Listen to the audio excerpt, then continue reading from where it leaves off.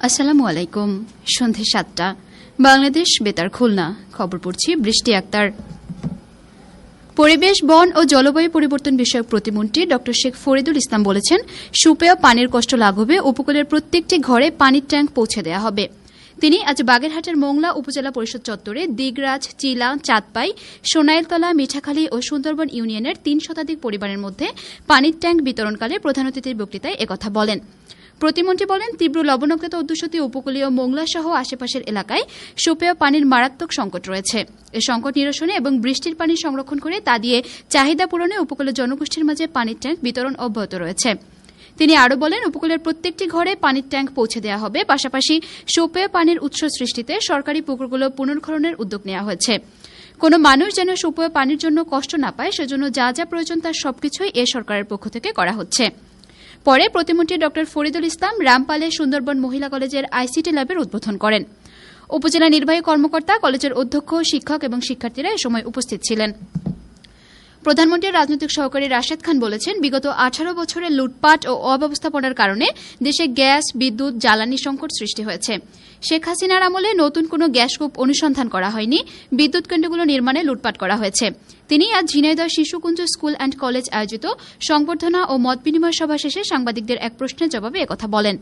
মোহাম্মদ রাশেদ খান বলেন, অন্তর্বর্তী সরকারের আমলেও গ্যাস, বিদ্যুৎ ও জ্বালানি খাতের উন্নয়নের কোনো উদ্যোগ নেওয়া হয়নি, যে কারণে দেশে আজ এ সংকট। এ সংকট সরকারের সংকট নয়, এটি দেশের জাতীয় সংকট। সবাই মিলে এ সংকট মোকাবিলা করতে হবে। তিনি আরও বলেন, বর্তমান সরকার সবার সাথে সমন্বয় করে চলমান এ সংকট থেকে উত্তরণের চেষ্টা চালিয়ে যাচ্ছে। এরই মধ্যে প্রধানমন্ত্রী সহ সরকারের উচ্চ পর্যায় থেকে এ সংকটের জন্য সবার কাছে দুঃখ প্রকাশ করেছেন।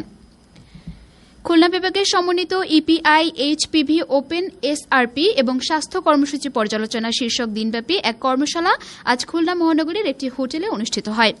স্বাস্থ্য অধিদপ্তরের মহাপরিচালক অধ্যাপক ড প্রভাত চন্দ্র বিশ্বাস এতে প্রধান অতিথি ছিলেন।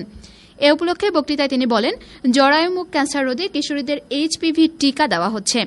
জরায়ুমুখ ক্যান্সার প্রতিরোধে নিয়মিত ইপিআই কার্যক্রমের আওতায় এইচপিভি টিকার শতভাগ কভারেজ নিশ্চিত করতে হবে।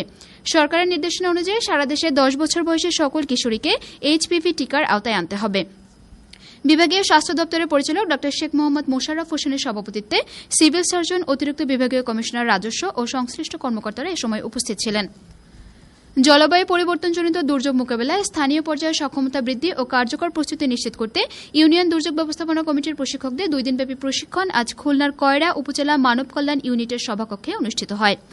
প্রশিক্ষণে দুর্যোগের ঝুঁকি চিহ্নিতকরণ, দুর্যোগ মোকাবেলায় প্রস্তুতি, স্থানীয় পর্যায়ে সমন্বিত উদ্যোগ, জরুরি সাড়া প্রদান এবং দুর্যোগ পরবর্তী পুনর্বাসন সহ বিভিন্ন বিষয়ে প্রশিক্ষণ দেওয়া হয়।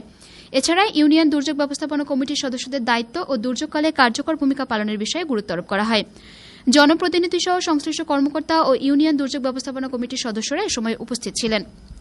আজ বাংলাদেশ উন্মুক্ত বিশ্ববিদ্যালয় বা ওবি পরিচালিত ওপেন স্কুলের অধীন বিবিএ বাংলা পরীক্ষা সরকারি এমএম কলেজ যশোর পরীক্ষা কেন্দ্র পরিদর্শন করেন বা ওবি যশোর আঞ্চলিক কেন্দ্রের আঞ্চলিক পরিচালক শেখ সোহেল আহমেদ। পরিদর্শনকালে তিনি পরীক্ষার সার্বিক পরিবেশ ও কার্যক্রম পরিদর্শন করেন। খেলার খবর, ফুটবল। সাতক্ষীরা স্টেডিয়ামে জেলা প্রশাসক কাপ ফুটবল টুর্নামেন্টের দ্বিতীয় সেমিফাইনাল খেলায় টাইব্রেকারে আশাশুনি উপজেলা ফুটবল একাদশ 4-2 গোলে শ্যামনগর উপজেলা ফুটবল একাদশকে পরাজিত করে ফাইনালে উন্নীত হয়েছে। এদিকে সাতক্ষীরা দেবহাটা উপজেলার টাউনশিপপুর কেদার মাঠে 8 দলীয় ফুটবল টুর্নামেন্টের উদ্বোধনী খেলায় আছে দেবহাটা স্পোর্টিং ক্লাব 3-1 গোলে সুশীলগাতি নবজাগরণ সংঘকে পরাজিত করেছে। ঢাকা আবহাওয়া অফিস জানিয়েছে, উত্তর পশ্চিম বঙ্গোপসাগর ও তৎসংলগ্ন উপকূলীয় এলাকায় একটি লঘুচাপ তৈরি হয়েছে। এর প্রভাবে সমুদ্রবন্দরসমূহ উত্তর বঙ্গোপসাগর ও তৎসংলগ্ন বাংলাদেশের উপকূলীয় এলাকার উপর দিয়ে ঝোড়ো হাওয়া বয়ে যেতে পারে। চট্টগ্রাম, কক্সবাজার, মোংলা ও পায়রা সমুদ্রবন্দরসমূহকে 3 নম্বর স্থানীয় সতর্ক সংকেত দেখিয়ে যেতে বলা হয়েছে।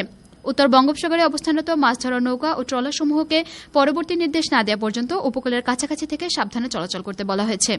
এদিকে আজ রাত 1টা পর্যন্ত পূর্বাভাসে বলা হয়েছে, খুলনা, যশোর, কুষ্টিয়া, রাজশাহী, রংপুর, পাবনা, বগুড়া, ঢাকা, বরিশাল, পটুয়াখালী, নোয়াখালী, কুমিল্লা, চট্টগ্রাম ও কক্সবাজার অঞ্চলে দক্ষিণ অথবা দক্ষিণ পূর্ব দিক থেকে অস্থায়ীভাবে ঘণ্টায় 45 থেকে 60 কিলোমিটার বেগে দমকা থেকে ঝোড়ো হাওয়া বয়ে যেতে পারে।